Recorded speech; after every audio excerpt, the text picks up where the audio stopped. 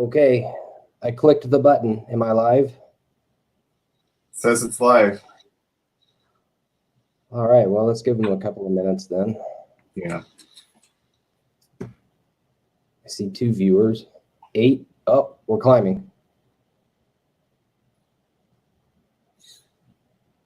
14. Here we go. Double digits. Coming in droves now. All right. It would appear that we are live. So good afternoon, everyone. Welcome to another installment of Athearn Train Tuesday. We are a half an hour earlier than we have been doing these things, just a couple of scheduling conflicts for everybody involved. So we just bumped it up a little bit earlier. We'll see what happens next week if we keep the 3 Central or 3:30 Central time. We'll let you know, though. So how is everybody? Hope everyone's doing all right. Janek, how are things going out there? I can't complain. It's a beautiful day outside, I'm sure. I've been outside once or twice, but not for too long. So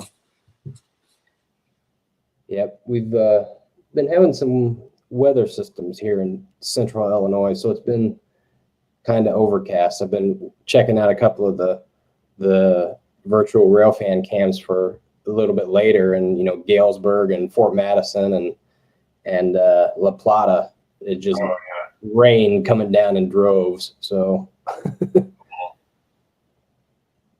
all right. So anyway, let's sort of dive on into things. We have a new packet to discuss a couple of items with us this week. So let's go ahead and get started with that. And there we go. Let's go ahead and start with the Genesis GP38-2 announcement that went live last Friday. So I see some TP&W units here, Janek. Yeah, and these should be up on the website, by the way, too. So if you guys go on the Athearn website and you click on new arrivals and announcements, and that's where you can find these right now. Yep, right there. Yep. So TP&W is interesting. We've done it before, actually twice. We did the Santa Fe painted versions, and we also did one that was a BNSF former TP&W, but we've never actually done TP&W. So it was high time to include those. And it's a really neat paint scheme. As you can see, the orange and white. We got a couple of different variations on the cab numbers and the logos on the nose between the road numbers here. Mm-hmm. So I believe the 2005 is the one that's different. Right. It has TP&W on the nose, and then 2001 doesn't have anything. Yeah. So, and these are, yes, 1977 and up, I believe. And for those that don't know much about TP&W, it was a joint Santa Fe and Penn Central operation. But then it became part of Santa Fe in the early 80s, and Santa Fe got these and painted them in Santa Fe afterwards. So okay, yeah, I didn't even know that. yeah, so pretty cool. I see a few differences here. The cab air vent being one of them, the location is different. Then it looks like we've got some different plows going on here. Yep. Yeah, they changed over the years. The details changed a bit on them, and then the logo on the nose of the 2005, which wasn't there as delivered, I believe. So very nice. I tell you, I've been up to I think it's Gilman, where the TP&W crosses the CN, and I've actually been pretty lucky and caught TP&W working up there twice out of the 3 times that I've been through there watching for trains. I've been through multiple times, but with trains in mind, I've caught the TP&W working twice. Pretty neat. They're Genesee and Wyoming now, correct? Yep. Yes, they are. Yeah. So very nice. So looks like number 2001 and then number 2004 would be the same, just different road numbers with the weed cutter style front plow as delivered paint scheme. And then it looks like number 2005 is the revised lettering paint scheme. Okay, nice. Yeah, so a couple different versions there.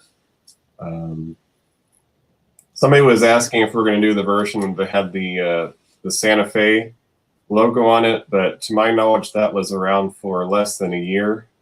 So I don't see us doing that one just because it was such a short-lived, and it was unofficial too. I mean, Santa Fe, once they found out, they said, get rid of that. So don't blame them on that. Yeah, I kind of liked it, but it doesn't matter what I think on that. Right.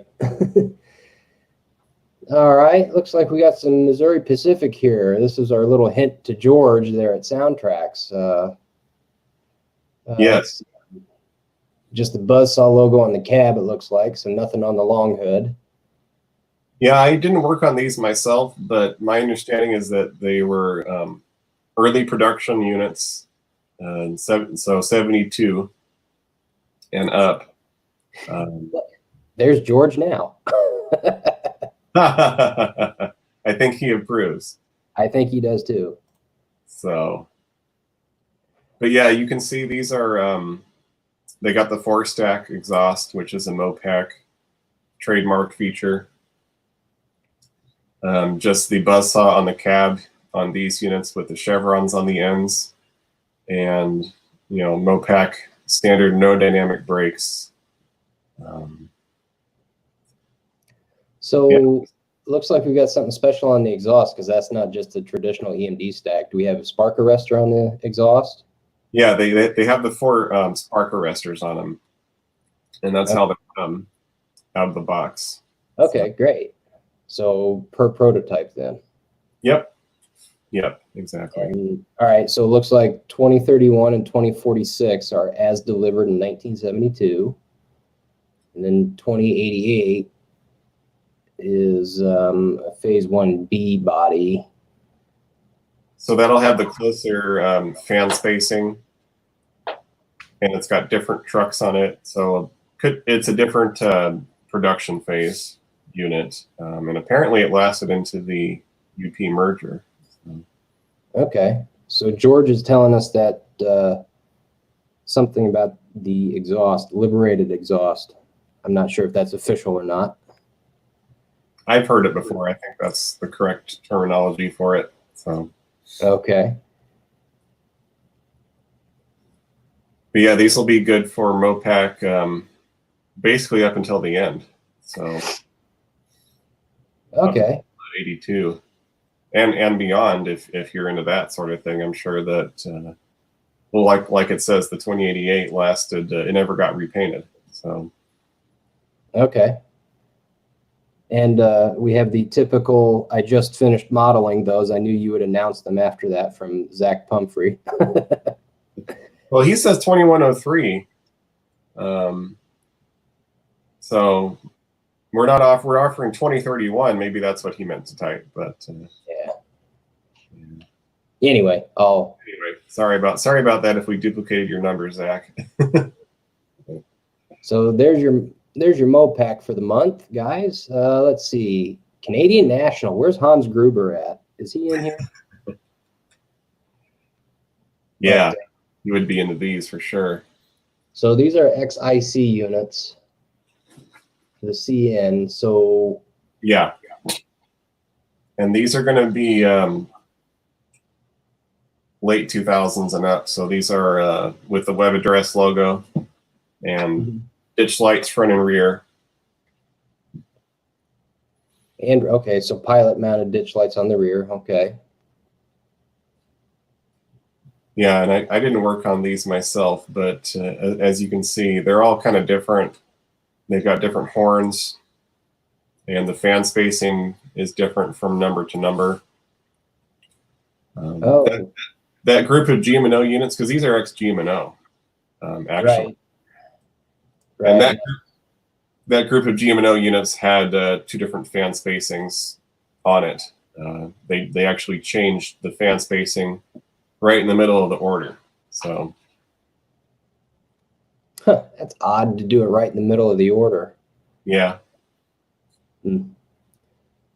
But yeah, look, number 9563 doesn't have any plows. And then 71 and 74 have the short style plows. And then all three of them have different horns, like you mentioned.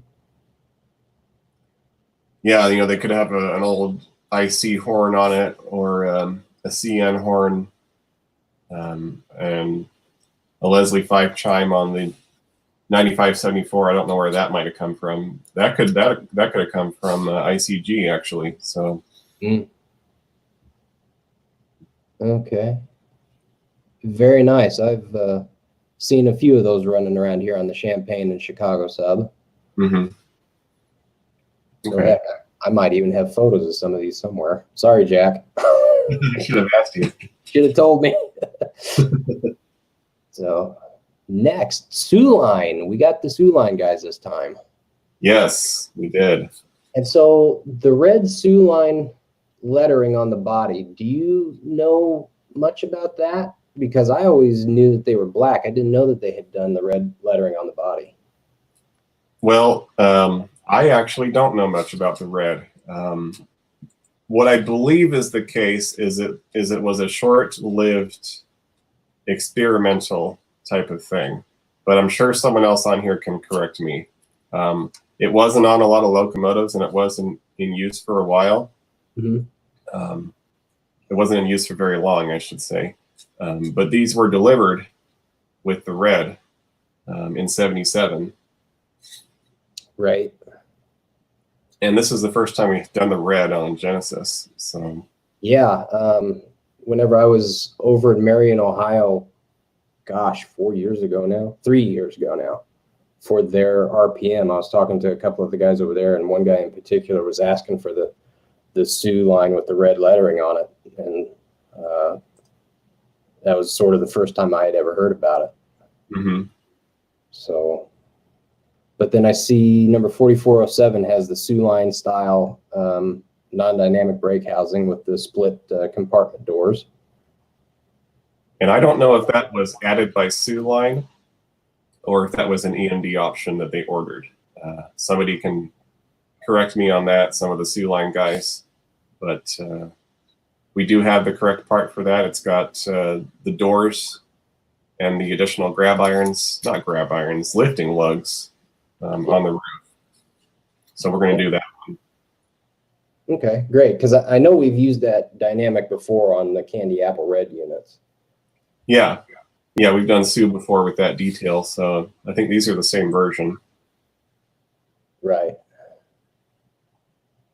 So yeah, but first time with the red, and it's very unique. Yeah, very cool.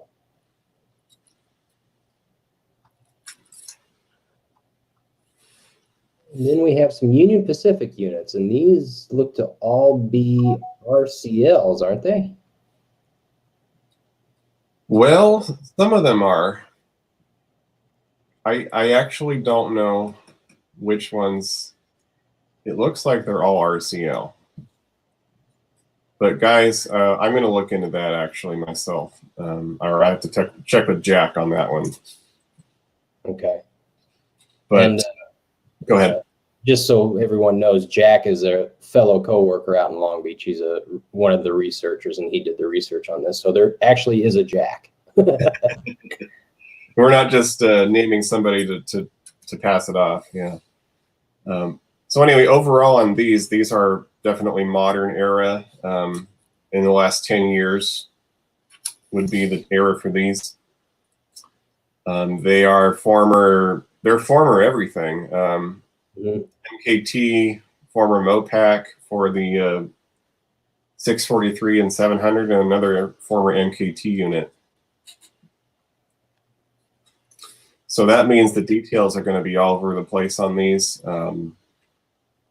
Road number specific details, definitely. 563, being a former MKT, it's going to have the smaller fuel tank.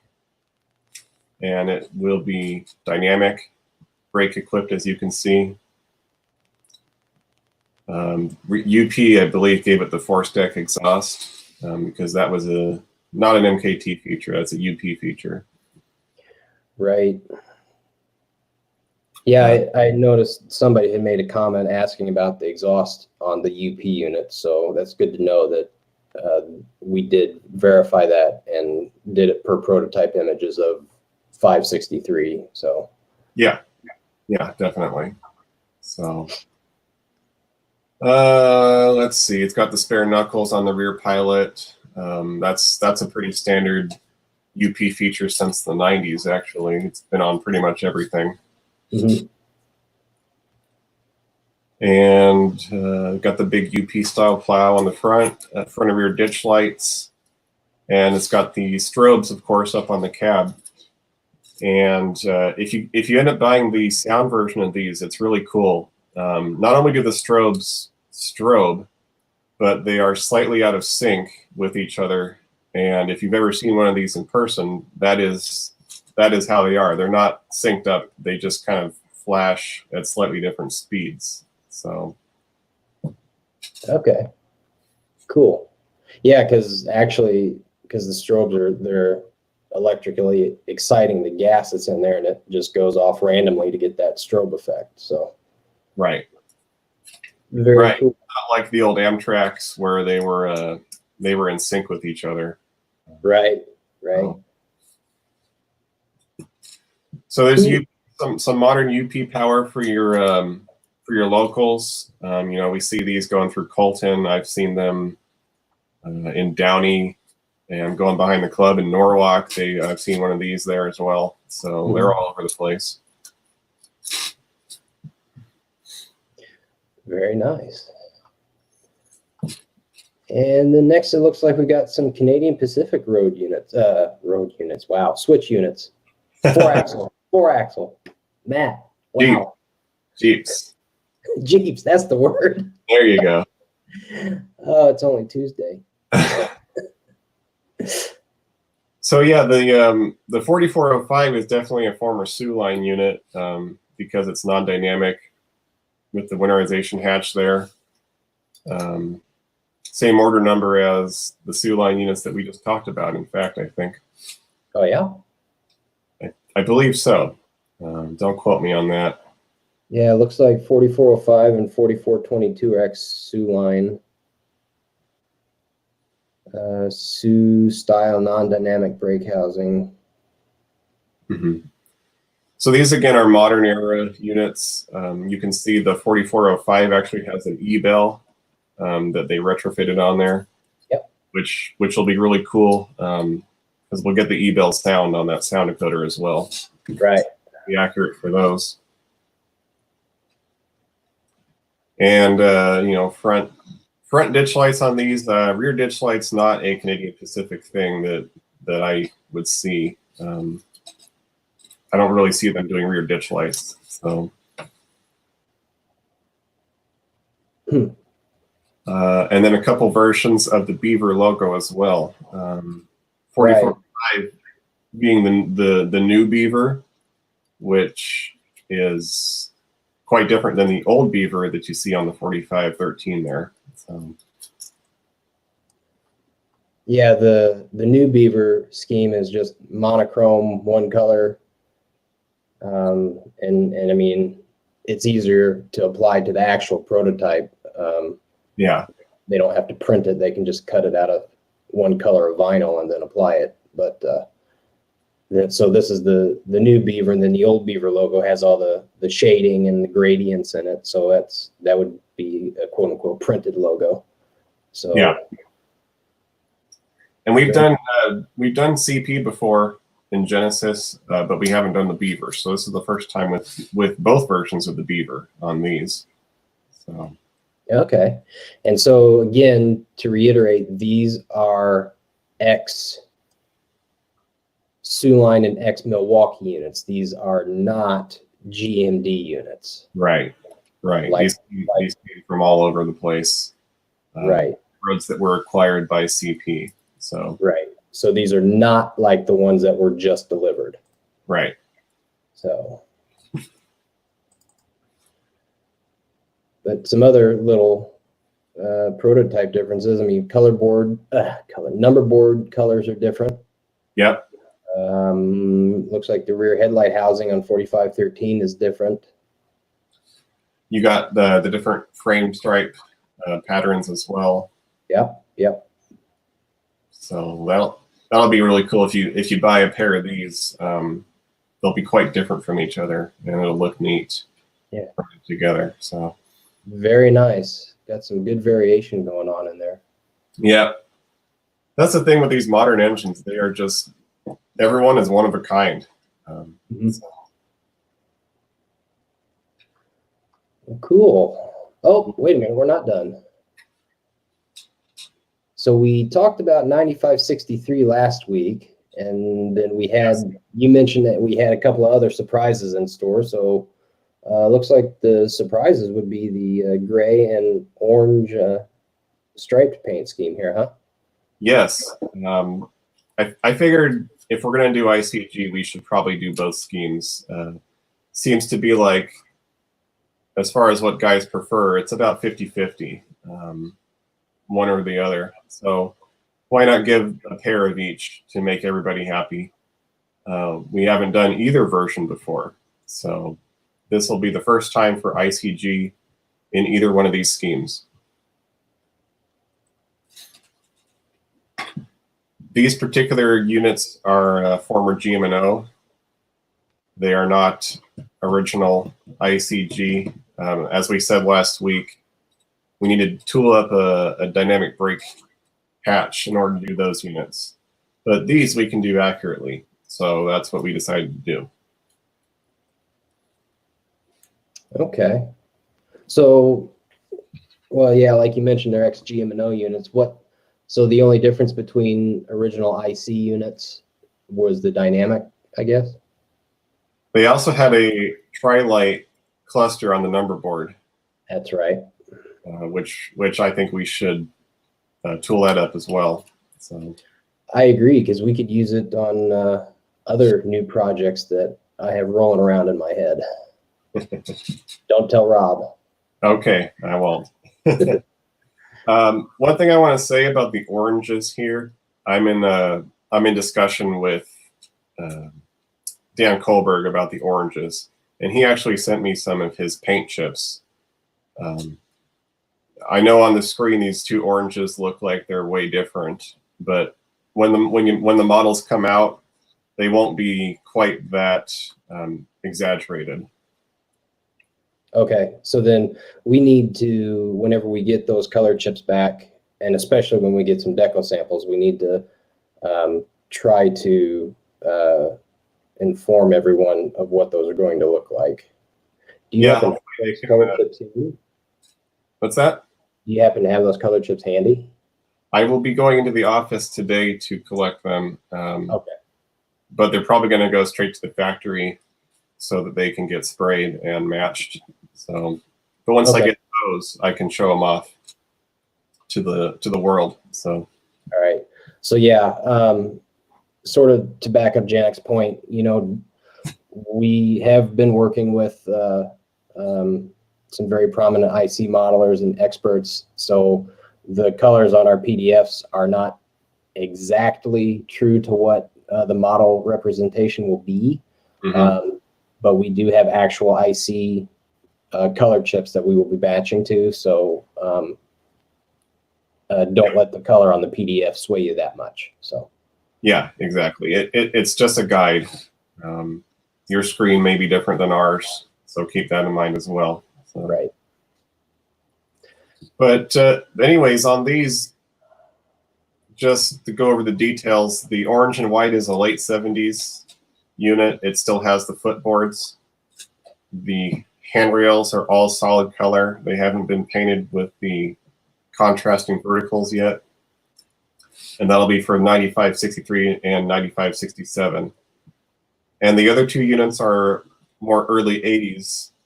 They have had their footboards removed. They've had their cut levers modified to the later style. But you could definitely find these running together in the same trains. So very cool. So yeah, first time for ICG. A lot of guys were asking for it. Hopefully they get their orders in.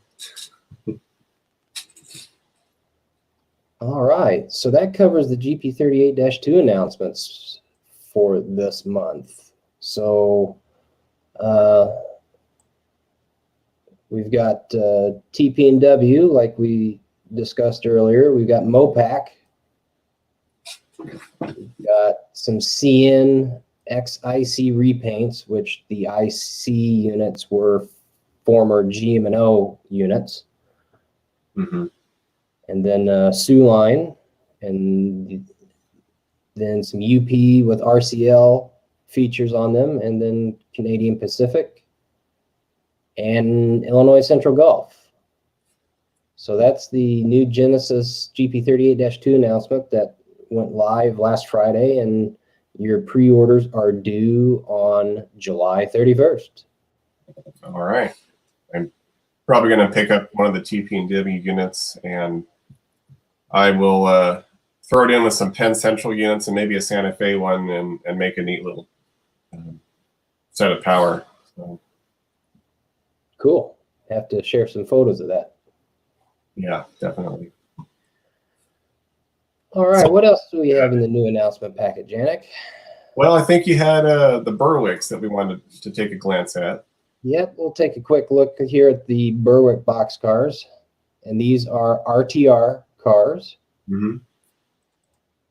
So Yeah, the Berwick's been around for a while, but it's a really nice car, actually. It used to be Genesis, for those of you who remember 15 or more years ago. They still have the full brake detail underneath of them, so they're a real nice car. We've got some new and old versions in this group here. Santa Fe, Rio Grande, Milwaukee, we've offered in the past, but of course these will be new road numbers, so no duplicates there. Okay. Conrail there looks like it's a new version with the Prime for Grime. A couple different colored doors there, replacement doors on those. Yep, looks like that. And with the NYC reporting marks, I think is that CSX or NS with the NYC like that? I don't know which. Okay. I think. So those will be more modern era cars, I would say, more 80s, 90s, 2000s cars right there in the Prime for Grime. Okay. You know what? Yeah, it's CSX because they had the blue doors, so the CSX blue. Oh, okay. All right. So there you go. I would get a wrong 50-50 shot. Well, we redeemed ourselves, so. Well, we had a little bit of help too, so. That's true. Thanks for letting us know, guys. Yeah. And then the Mopac. Also, we got a Prime for Grime with the Mopac, which is a faded brown and with the yellow reflectors on it. So that's a UP era car. Fortunately or unfortunately, depending on what you're trying to model. Yeah. And I like those scab outs that we've put on this one too. Yeah, so this is one that escaped the paint shops and probably still running around, just all tagged up at this point, more than likely. But we've got it in our Prime for Grime, so it's ready for your application of dust and dirt and whatnot. And then we've got two Mopacs, which are sort of more as delivered, late 70s cars. Right. Nice. I do want to answer a question from Harry here. Sure. Harry, it looks like, because I noticed it too once you said something, it looks like we just might have the trucks misplaced on the template.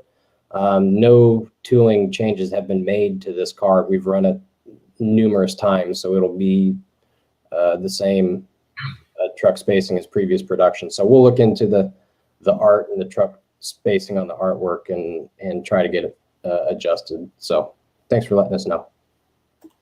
Actually, what happened is that they didn't have truck artwork before at all. They were just kind of floating there. So we went to add the trucks and we didn't put them in the right place. So, but they will be in the same place they've always been. So. Okay. Yeah, it was one of those old ones. Yep. So, okay. Well, great. So that's some of the Berwick boxcars that we have in this announcement. Mm-hmm. So again, the Santa Fe, Rio Grande, Milwaukee Road, those are just repeat schemes with new road numbers put on them. So again, and the NW as well, I believe, is the. Yeah, I think you're right. So okay, and then real quick, let's move on to the 40-foot wood chip hopper loads with load. With loads. So just these are the 40-foot hopper that we have in production that has the height extenders mounted on them. Yeah, this is that old MDC 3-bay car with the extensions on it. We've got the offset side for the Ashley Drew and Northern, and the other cars are rib side cars. And the one thing I want to say about these is that it's much more of a representative type model than a prototypically accurate model. Those MDC cars were kind of stand-ins for a lot of different cars. So the paint schemes we've chosen here are representative of cars that actually had wood chip cars that looked similar to these. But if you look at it close enough, I'm sure you'll find some differences from our model. But we're just kind of offering these cars more for fun and for filling up your trains, and they look good going by in a train. So right, yeah, because again, I mean, the tooling for these has some miles on them. So I mean, you know, back in the day, the modelers were not as hypersensitive to the details as we are now. So yeah, sort of like Janek mentioned, just a good train set car. So, but we did get George on those too for the Ashley Drew and Northern cars. So that's a nice paint scheme on those. I do like those myself, so I can't really blame him. So, but it looks like we've got the AD&N, some ACL, GM&O. So those could go with the no, they couldn't, unless you dirtied them up. Those could go with the ICG GP38-2s. They'd probably still have a lot of GM&O painted cars, so I wouldn't be surprised. Yep. L&N. Go ahead. Oh no, Zach Humphrey's asking for a cutoff date ballpark. I would say, depending on the road name, these are 60s and 70s era cars. Probably lasted up into the 80s. Probably not so much into the 90s. So there you go. Cool. And we need some ADM locomotives, huh? Well, okay. What did they roster? Yeah. 90 Max? David, George, what did the AD&N roster? We just haven't looked at it. I'm sure we could easily find it. It's just not something that we've been thinking about. So yeah, I haven't really thought about that, but that would be cool if they had something that we could offer. Yeah, but then like Zach was saying, as soon as we got the AD&N locomotives announced, George would just have gotten his finished. So typical, yeah. Yep. So yeah, that would be about it for the 40-foot wood chip hoppers. Not a lot to cover there, just the 6 road names. So okay, there you go. Oh, that's right. They had CF7s. Oh, I think I've seen a picture. Yeah, that rings a bell. Okay. And apparently we've done them before. So interesting. Must have been a while ago. Yeah. So, all right. Well, that covers all we're going to cover this week on the new announcements. Check back in with us next week, and we'll go over a couple of more things in detail and sort of explain the differences and hopefully hit what some of you guys are looking for. So what do you got that you've been working on, Janek? I thought we had mentioned we were going to go over a couple of the samples that you had. Yeah, when I got these, I was actually pretty blown away by how good they looked. I got a couple of different GP7s to check from Senu. These are first deco samples. Wanted to emphasize that they are subject to improvement and revision. Although I didn't find too much wrong with them, I will say that. I'm going to go ahead and share my screen here, so hang on a second. So, first one I got here is the main central. Jeep 7, eh? Central GP7. Okay. And we've actually offered main central GP7s twice before. One in the maroon scheme and another in the green scheme. But this will be the first time for what's called the Harvest Gold scheme, where the body was predominantly painted in the Harvest Gold with the green pinstripes and the square main central logos on the ends with the round logos on the cab. And if you ask me, it's a really attractive scheme.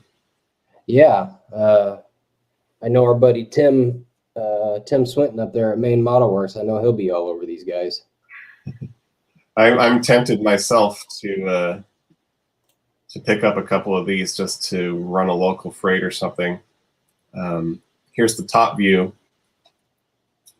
It's very interesting why they decided to paint the roof green like this when no one's ever going to see it, really. Yeah. But that's what they did. So you look at the photos, and the winterization hatch is green. The fan buttons are green. The exhaust arresters are green. And the entire masking there is green. Yeah, and that was only done on the long hood, huh? Not on the short hood. Yeah, it's very interesting. I don't know why they decided to do that, but that's what they did. So, Okay. So for those of you who are wondering, this will be this is a 1970s era unit. 1970s up until the Gulford takeover. It has had the footboards removed, and it has the modernized cut levers. And the 5-chime horn up there, I don't know what that came off of, but the nose-mounted bell, of course, as well. Very neat. Yeah. That's one of 4 main central Jeeps that we announced, by the way, in that group as well. So the other one is something quite a bit different. Ooh.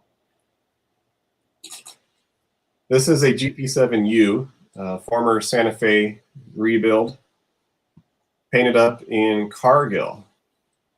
Now, some people might be wondering, okay, why do you do an engine painted Cargill? I don't model Cargill Railroad. Well, you don't. I don't either. But if you got, say, a large grain elevator, or maybe a feed mill, or something like that on your layout, or your module, one of these would be perfect as the power for that facility. Yeah. You know, especially those guys out in Nebraska where there's grain elevator, you know, within 5 grain elevators in every county, and each one of them has an old Jeep for for power now. Yeah. Yeah, there's there's one out in the Central Valley which has an old SD9 that they're using. Mm-hmm. And you always see like 100 grain cars just parked there. So they're busy. There's the top rear. So we got the little Cargill logo there on the side. Just pretty plain, but very neat looking paint scheme. Yeah. Now, is that the correct green for that? Because I know that Cargo has about 5 different shades of green that they may or may not use. Well, this is a green that I picked, and it seems to be a pretty decent match to the photos. Actually, if you guys can give me like a minute, I'll throw up one of the photos that we used as a guide here. But really, I had not much to go off of as far as the green. I just kind of winged it. It didn't seem to be your standard Cargill green. So let me put this one up here, and you guys can be the judge if I pick the right green or not. So there's the real one, and there's the model. So Not bad. yeah. Overcast day, light's not great, so keep that in mind as well. Right. It's a decent match. So. Okay. Yeah. So there you go, Cargill. Very nice. So that's kind of what I wanted to show off that I got on my plate right now. I know Dave's working on Rio Grande GP7s as well as the Rock Island units that were former Rio Grande. Mm-hmm. And I think that's about it for what we see on these things so far. So. Okay. Well, I know Jack teased me with a picture of the RJ Corman unit, so. Yeah. Oh, yeah, there's those too. I forgot about those. Yep. So, all right. Well, cool. So we will get ready to do some Q&A here in just a second, but there are 2 topics that I want to let everyone know about. The first is the MKT GP39-2 beacon. So we have sort of found out where the error came in on our end, and that has been taken care of. But for everybody wanting to know about replacements, we will be getting replacement clear beacon lenses within the next month or so, or did they give us a timeline yet? I've got them in my apartment right now. They're going to go to the office with me today. Oh, you already have the new beacons. I do. Oh, all right. So anybody who needs a clear replacement beacon needs to contact help@athearn.com and talk to our help desk, and we will try to get a new one sent out to you. They will let you know what they need. I'm not sure what the process is, if they will require proof of purchase or anything like that. But just talk to our help desk and they will get you all fixed up. I know that Devin Jackson and the whole MKT modelers group were asking about that. So there you go. We have a fix for you. Yeah, and I'll say that to replace the beacon dome, you do have to apply a little bit of force to take it off, but I was able to do it without damaging the beacon base. And it's just a simple matter of gluing the new one on using a little bit of canopy glue or some other kind of clear glue. So, okay, yeah, because they're the existing one is just held on with a little bit of CA, correct? Yes. So it should the glue should pop pretty easily to pull the amber beacon off and then install your clear beacon. Yeah. So, all right. So there's topic number 1. And then topic number 2 is I saw a couple of comments in the comment section. Some people were asking yet for updates on Via and Go Transit. I wish I had an update for you, but we don't. We are still waiting to hear back from the licensing departments. So again, we'll let you know as soon as we can. But we still don't have an update for Via P42s or Go Transit / Metrolinx Bombardier cars. So we'll keep you updated. So having said that, let's do a little bit of rail fanning and some Q&A here. It's what I've been occupied with over here at Fort Madison, Iowa, while we've been watching and talking a little bit. So Just missed one. So or just depending on your if you're an optimist or what. right, yeah, and I mean empty coal bucket. So I was all over that one. So yeah.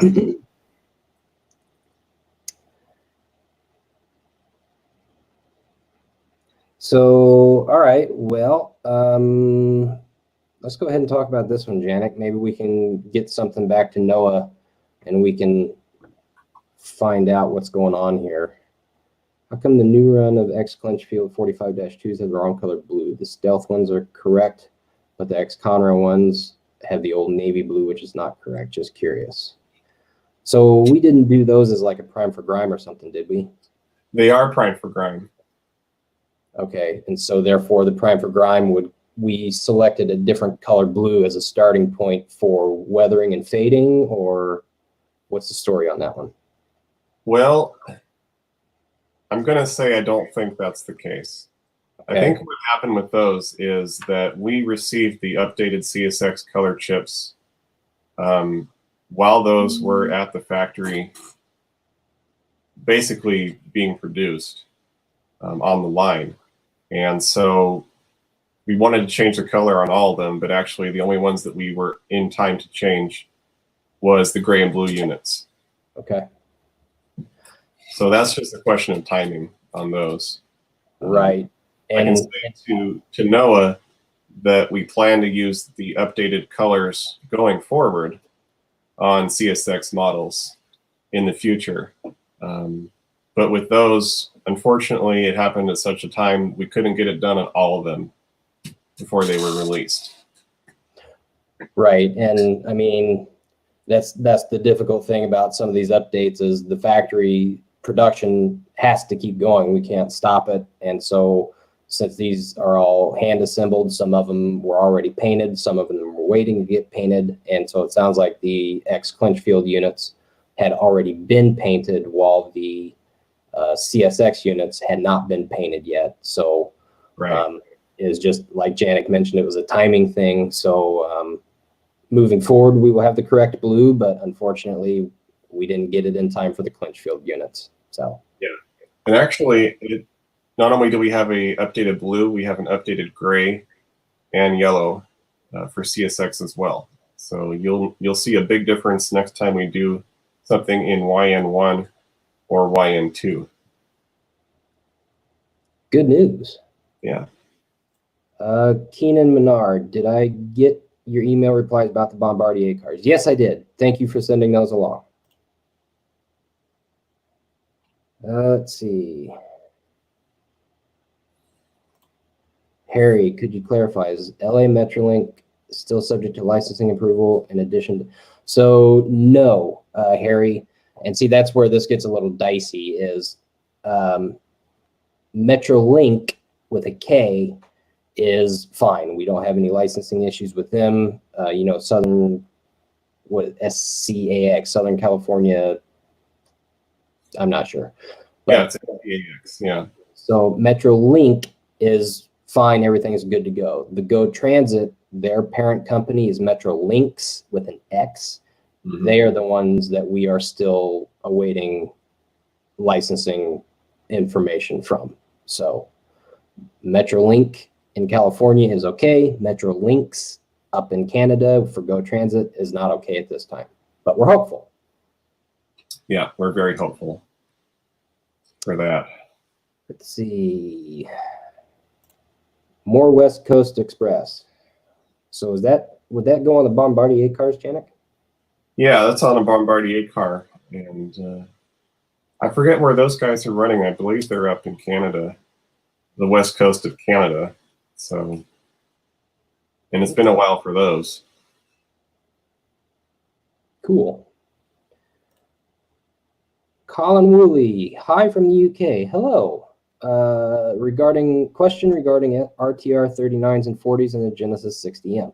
Any plans to do another run of the SD39 40 in Santa Fe BN colors with BNSF patch units in the renumbered 1500 to 1900 series and the SD60M and the BNSF 1400 number series? So, Janek, I'll let you answer the SD3940 question. I don't see why not. There's plenty of BNSF versions that we can do with those, plenty of different patch paint schemes. I can tell you that as of today, we don't have SD39s scheduled, but that doesn't mean that they're not going to get scheduled sometime soon. So next time we do SD39s, we'll definitely consider some more patch units, because I think those are pretty popular. Right. And I know, I can't remember if we were watching the Berlin virtual railfan cam last week, but and I know it was a Dash 2, but they seem to leave some of the yard power just in original paint and then just patch it out. So yeah, I think you're right. Those patch outs do very well. Yeah, especially the one that had the GN logo on the nose. That one was really cool. Right, right. And then SD60Ms and BNSF 1400 number series. So those would be the three-piece windshield SD60M or the Triclops that have been overhauled. And as much as I hate to say it, they're sort of relegated to yard service and RCL service. But the ultimate answer is most likely. Keep your eyes on the announcements. I know that there are variations that we haven't covered yet in the tooling, which is exciting in and of itself. So we still have more legs on that tooling announcement.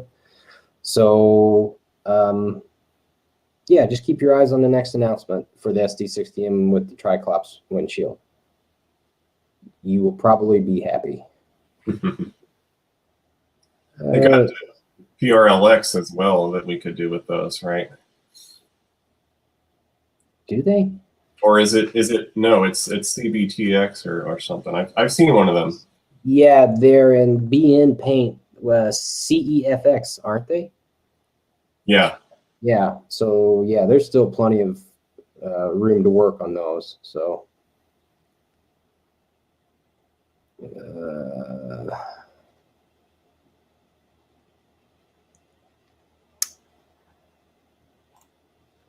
hope we can work out licensing for Amtrak California. Yes, Harry, we agree with you on that one.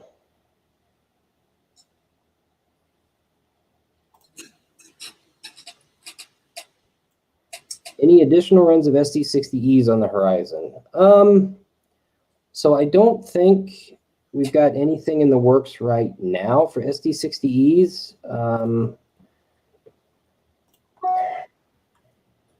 Because I think, yeah, so there are still SD60Es in stock and available through Horizon and through your favorite retailer, your favorite hobby shop. Right. So if there's anything that you're looking for in particular for an SD60E, we encourage you to go check and see what you're looking for. Oh, geez. Joel Wow. Ashburn.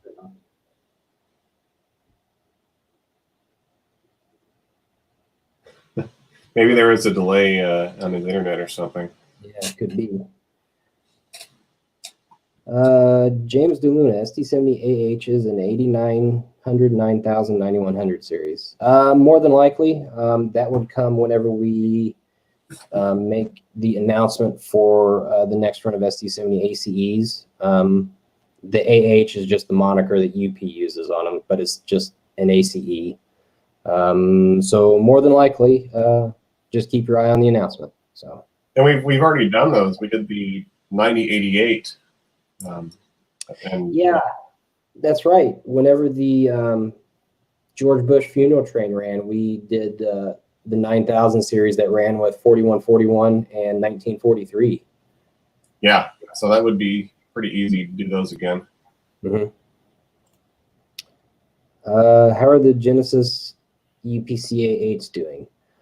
So they are in production. I have not seen any updated photos yet, but the production samples should be getting shipped within the next couple of weeks. Didn't I see that, Janek?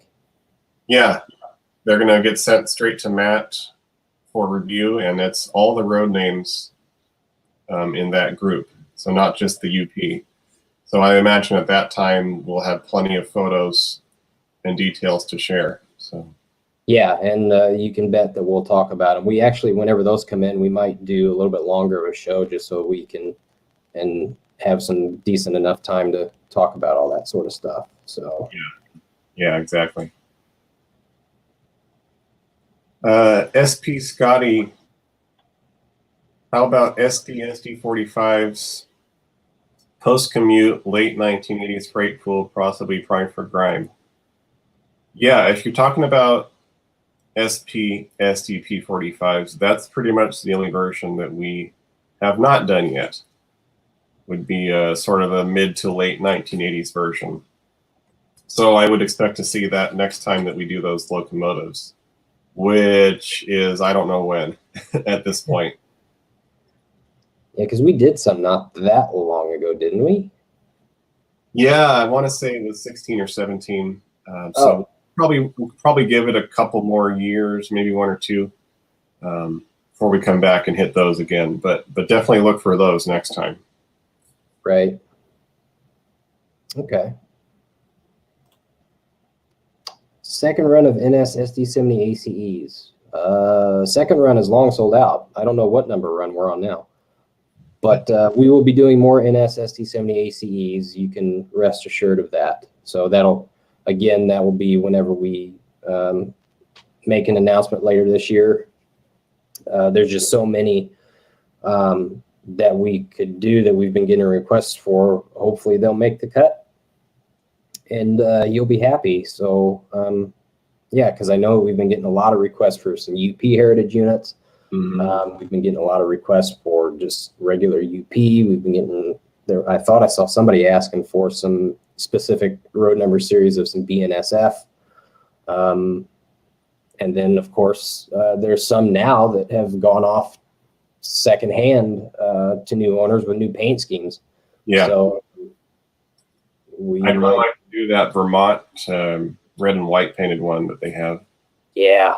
That's nice. That'd be nice. So aces and M-2s, hopefully there'll be some good things coming before too long on those. So number 1030. Did you ask about that last week, Philip? I think you did. Somebody did.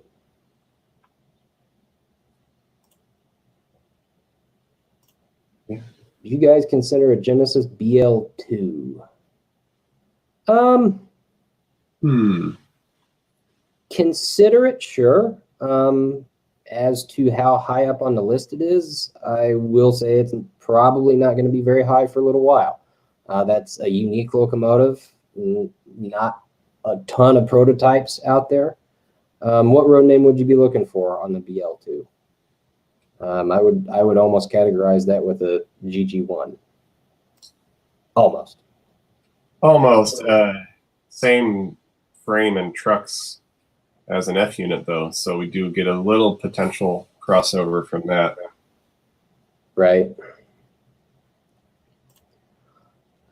Please bring back the Mack vehicles. You know, Harry, we would love to bring back the Mack vehicles. I mean, we still have all of the tooling. As far as I know, the tooling is good. Yeah. But the problem is licensing. Last time that we checked on licensing from Mack, the licensing was just outrageous. I mean, the licensing was so high that a Mack truck tractor alone would probably cost retail $65, $70. And we know that our customers won't be happy with that. No. I mean, they're going for that much on eBay, but I don't think we could sell them in stores for that much. That would be hard to swallow. Right. So. But yeah, nobody wants to see those more than we do, Harry. But again, the licensing, right. got to get that figure it out somehow. Thought of doing a DD35. I have big thoughts of doing a DD35. It's just one of those things that I've got to get some of the, I don't know what the best word to use is, but we've got to get some of the more variety of road name stuff out of the way first, so that we can keep moving with some of the more finite road name items. So we just got some more projects in the works that we need to do first, and then we'll start looking at some of these more specialized units like DD35s, DD35As,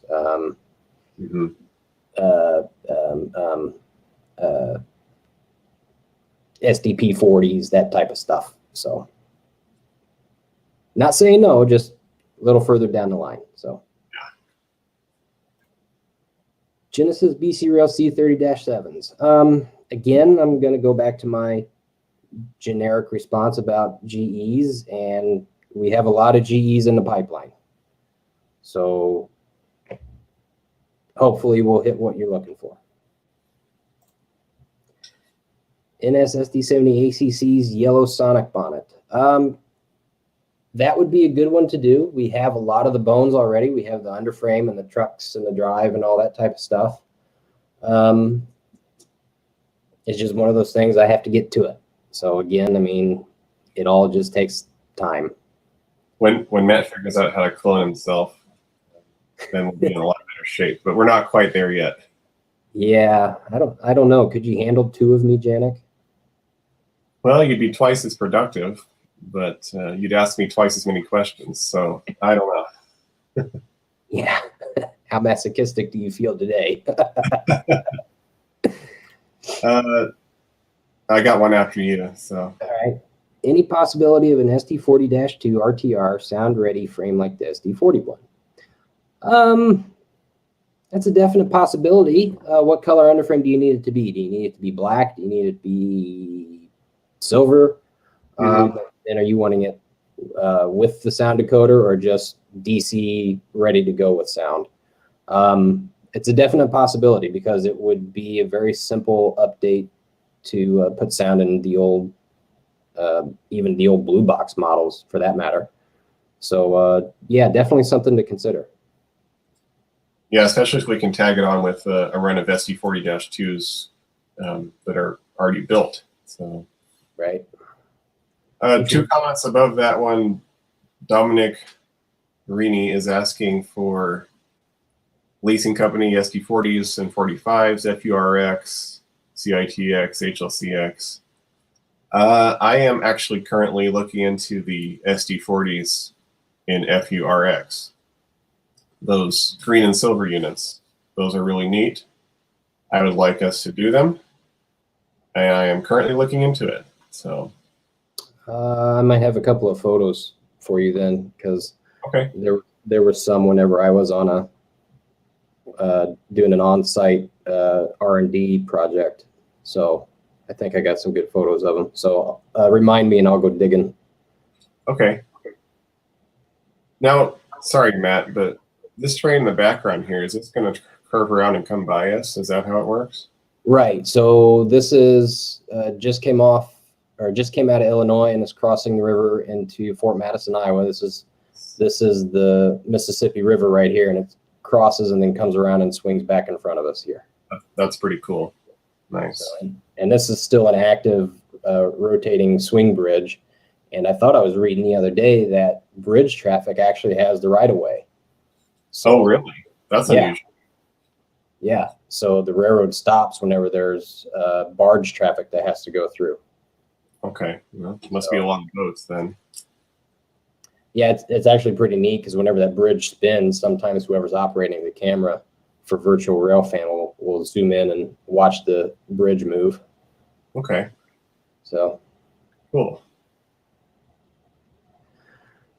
Well, oh geez, we're after 4 o'clock here, so let's take about 1 or 2 more, and then I think we'll call it a day. All right. Let's see.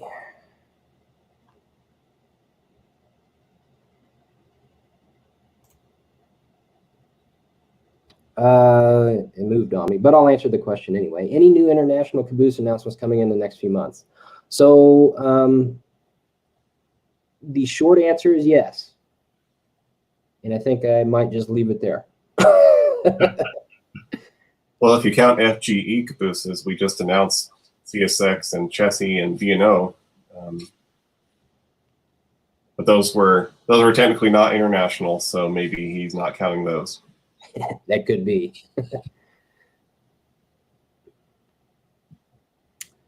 Let's see, and let's find a couple of more. Daniel Archer, KO&G and MKT ICC cabooses. Now, I get like one request every day for KO&G, and I hadn't even heard about KO&G until I started getting these caboose requests. But apparently, if we take our Seaboard caboose, Matt, and we just give it different side panels, then we got a KO&G. So Really? that one might be worth looking into just because it's low-hanging fruit. And KO&G, of course, I'm going to screw this up, I'm sure, but it was related to Mopac. It was a subsidiary or part of Mopac. The cars ended up being painted for Mopac later in life. So, well, and the Mopac was the same way, just different sides on one of the bodies, and we would have it, right? I think so, yeah. So I'd like to look into that. And the MKT, I haven't actually looked at those yet, but maybe I'll talk to Bill about that one after this. So the MKT, we could talk to Devin Jackson and his group of constituents, and then I could talk to Tom Austin about the Mopac ones. Yeah, he's been contacting me about it as well. So P42s, P42 update. The P42 update is that the pre-order period closed last Friday. I hope you got your pre-orders in. Yeah, that's the update. Let's see. Rio Grande ICC cabooses. Yes, I agree. Rio Grande ICC cabooses would be nice. And that one's similar to the Santa Fe one that we have. Right. So that'd be cool. Let's see.